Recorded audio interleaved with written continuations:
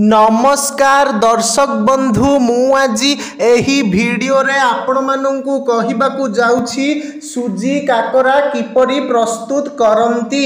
जदि आपण माने केही चैनल रे नुआ थांती चैनल को सब्सक्राइब करंतु एवं पाखरे आसुथिबा बेल आइकन टी उपरे प्रेस करी पुणी ऑल नोटिफिकेशंस उपरे क्लिक कर दियंतु। ताहेले एमिति जहा भी किछि नुआ नुआ रोसेई संबंधी वीडियो अपलोड करी सर्वप्रथमे आपण माने देखिबाकू पाई परिबे एवं चैनल को यथेष्ट मात्रा रे लाइक शेयर करबाकू मध्य भूलिबेनी। ताहेले चलंतु देखिनबा सुजी काकरा किपरि प्रस्तुत करंती एवं एथि पई कोन कोन सामग्री प्रथमे नेबाकू हुए।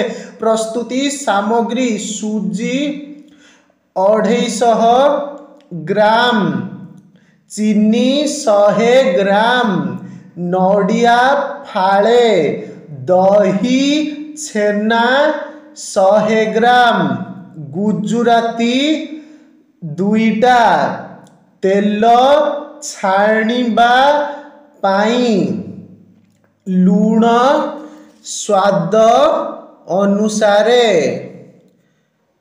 प्रणाली पानी लूण और चीनी पकाई भल भाबरे डेक्ची रे फुटाओ।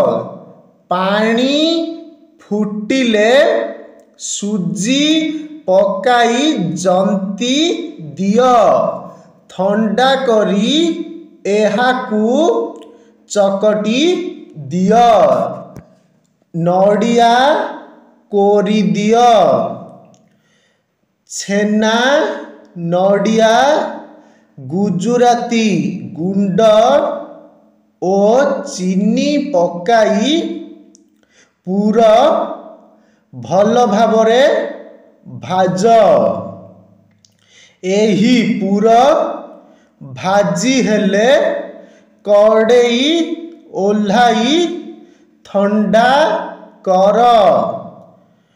खली को गोल गोल गढ़ी भितरे पूरा देई काकरा प्रस्तुत कर।